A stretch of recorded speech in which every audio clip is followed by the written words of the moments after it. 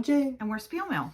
And this is our monthly theme video for June. Welcome to June. Welcome to June. So every month we pick 3 themes for the month.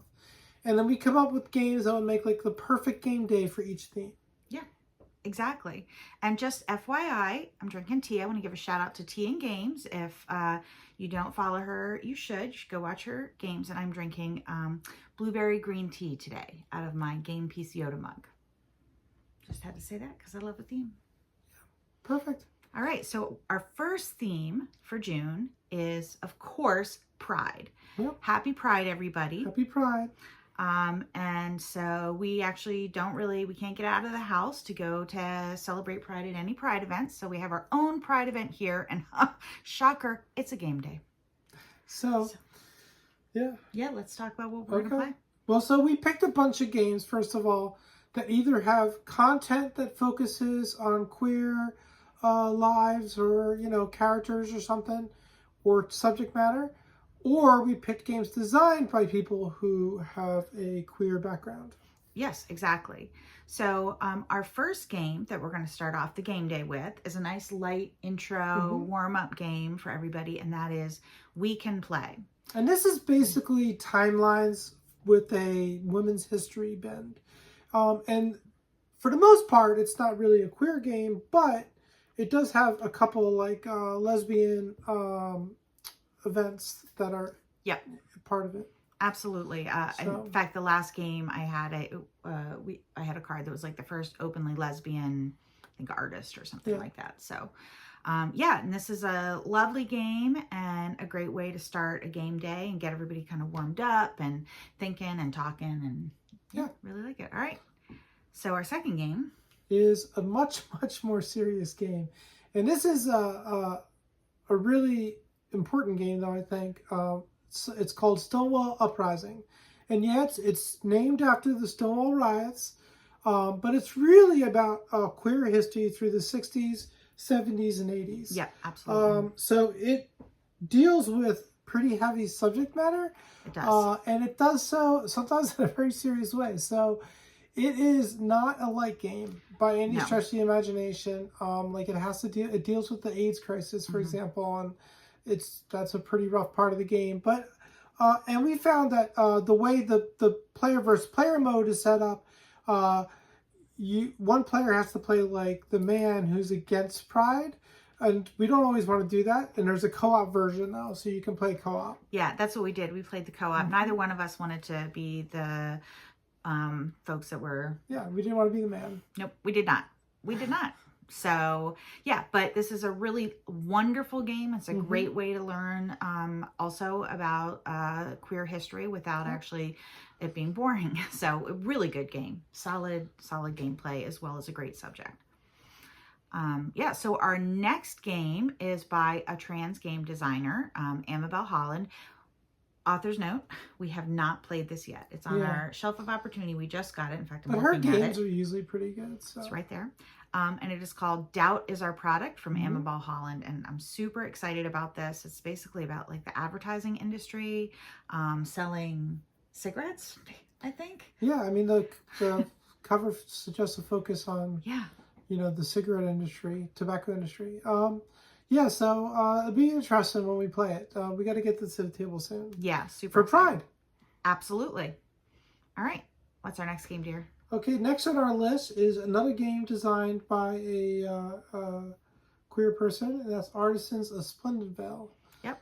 And this is from Nikki Valens, who's one of the earliest sort of out trans queer designers in the board game industry. Yeah, so, and it's also got queer characters in it. Yes. And we have not played this yet either. I'm so excited. We're very excited to play it, though. It's very high on the list, so we're hopefully get it out this month.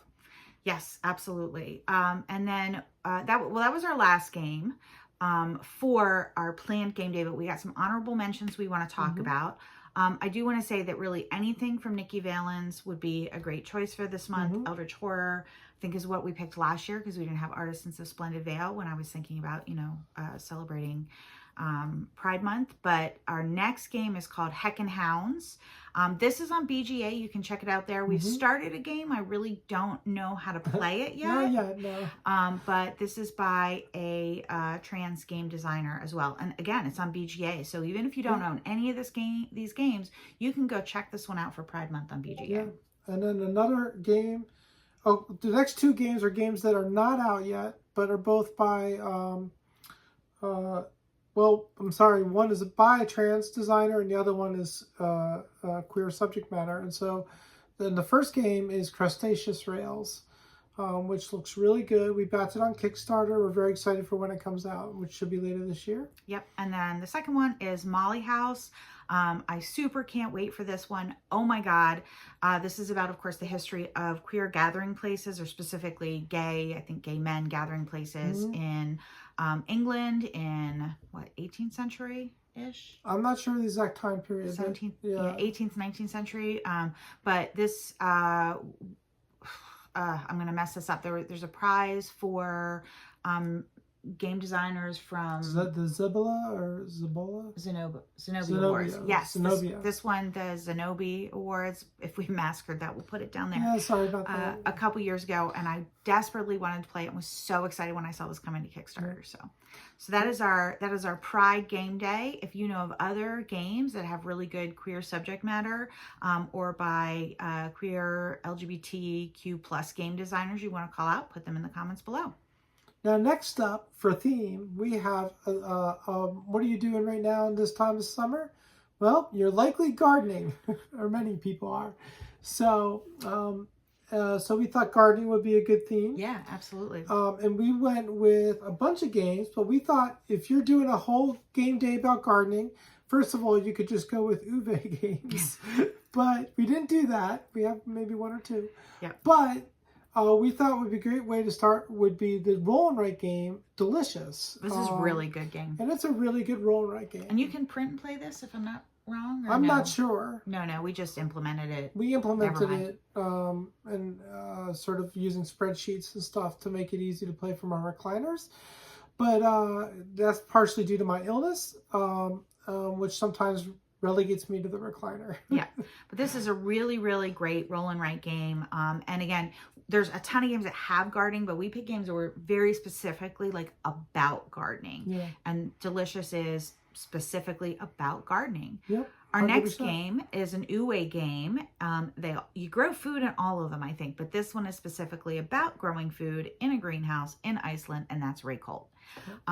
It's one of his lighter games. I think is a 2-player game. It's probably not our favorite Uwe game, but you really like it solo. I liked it solo a lot. Yeah. And I like it, and it's super thematic. So if you want to play a game about gardening, I think you grow cauliflower and just all sorts of vegetables. Normally it's like carrots or corn. I think carrots are in this game too. But... Well, they are, but there's lots of other things too. So I really like that about this game. It feels cabbage. I think cabbage is in there. Yeah, I think so too. It's just, it feels nice and gardeny. So yeah, it's a good one. Yeah. The next up, we have a game that's specifically about community gardening.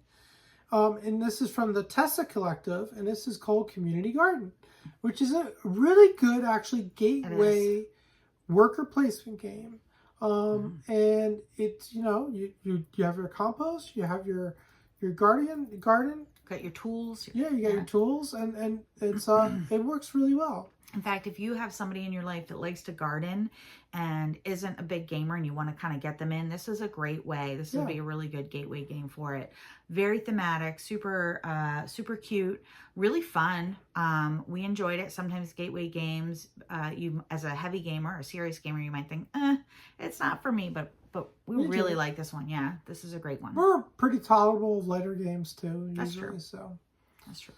All right, and our next one is one we haven't played in a hot minute, but we have it. So I want to actually get it back on the table, and that's called Succulents. Yeah. And it's about succulent gardening. Yeah. And we actually discovered this during the pandemic, during the I think the first online I think it was the Origins. Or... I think it was BGG Dice Tower online convention that happened in June of that year. I think. We played it on Tabletopia. Yes, exactly. But we got the game. It's a lot of fun.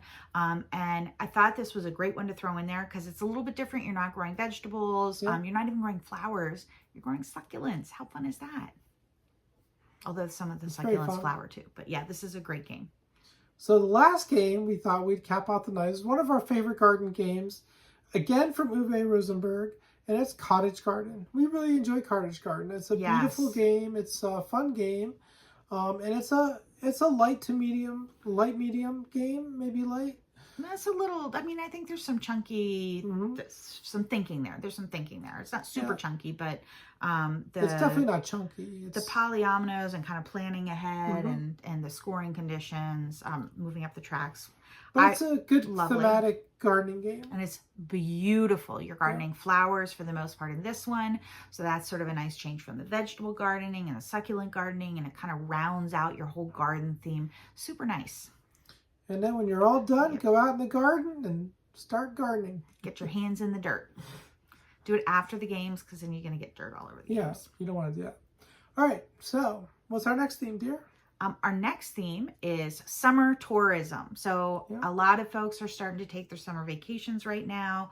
I know I have a trip next week, although it's not for fun, it's for work. But, you know, the tourism season is ramping up. So if you want to celebrate summer tourism, you can start with a game day and then go from there. So our first pick for this is a game where there's actually multiple versions of the game. You can get one for touring Australia, you can get one for touring the USA, or one for touring Europe, and that is Boomerang. Boomerang is this great draft and write game. Love it so much. It's a drafting game, and it's got a little sheet where you fill in different, like a roll and write sheet kind of thing. And it's a really good game. This is a very good game. Yeah, sometimes I think of it as a draft and write because you're drafting cards and then you're writing, but the writing is really your score keeping, right? You're not actually, you know, getting anything for writing except for writing. You're just, you know, marking your score. Yeah. So, but I love this game so much. This is one of my absolute favorite sort of light card driven games. I love the drafting in it. This is such a great game. So our next one is also a roll and write. We're going to kind of ease into this, although this is not the lightest roll and write, and that is Seven Bridges. And Seven Bridges is an actual roll and write, and it is in the city of Königsberg, which is now St. Petersburg, right? Am I not St. Petersburg? What is it now? Well, it is from that region, I believe. It's the city that is disconnected from Russia proper. I think so. Yes. I think it's the same city. It is, because we were doing some geography deep dive recently for whatever reason, other than we're nerds. But there's this little part of Russia that's actually not attached to it. It's nestled over between, Estonia and Latvia? No, not Estonia. Lithuania, Latvia, and Poland, I believe. Yeah, and that's where Königsberg is. And there's like rivers or canals or something. And so there's 7 bridges in it. And, you know, you want to try to take a walk and get across as many bridges as you can. It is really thinky. The scoring mechanism in this is super cute or super interesting. You score based on the number of, I think, turns. No, that's bridges.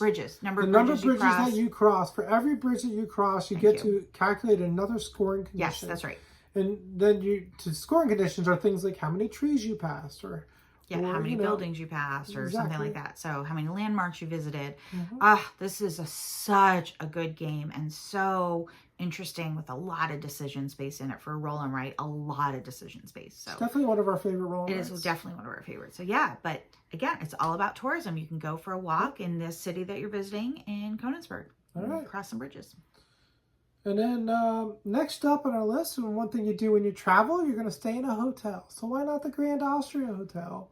What a great game this is. It's basically about staying in it's actually kind of about running a hotel, I guess. Yeah. Trying to lure people in and feeding them and giving them cake and strudel and, you know, getting them a room. Yep, and coffee and wine and having them dance. This is just a wonderful, wonderful game. Yep. It is a little bit more about running the tourism industry, but that's okay. That's fine. It's hotel based. We like that. So this is just such a great game. We love it so much. Yeah. So our next game is about visiting places, and it is Trekking the World. And this is it's a little bit lighter. What was the It's one? a lot light. It's a very lot light. light. What was the one that came out last year that everybody loved? Trekking Through History. Yeah. No, everybody is raving about that. We haven't tried that one yet. I really want to try that. This is, I think it's lighter, older sister. This but one's a little too light for us, but you might enjoy it. yeah. And to be honest, I'm playing it on BGA and I like it on BGA. It's Trekking the World? Yeah. I didn't know that was on BGA. Yeah, it's the right weight for that. Live and learn. Yeah. So yeah, I like him light on BGA. Yeah, it's actually a really good game for BGA. I'll create a game and invite you. Okay. Well, another game that would be really good, because at this point we've played a few games and we're into our nightlife, right? And what's the best place for nightlife? New Orleans. So why not French Quarter, which is a roll night game from the team of roll. Well, the team who did Fleet the Dice game and Three Sisters and Motor City. So Ben Pinchback, Matt Riddle, Adam Hill. So anyway, like, this is a fantastic game.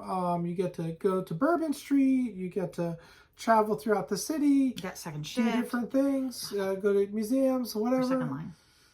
So it's really fun and we really enjoy it. Yeah, that's all. Absolutely. That's a great way to cap off your night. Little nightcap of some spectacular New Orleans roll and write. Yeah. So that is the end of our June list. Let us know, is there a theme that you like for this month? What are you playing? And are there any games that we didn't talk about that would be good in these particular game days? Yep. And remember, every day that you game is a holiday. All right, bye everyone.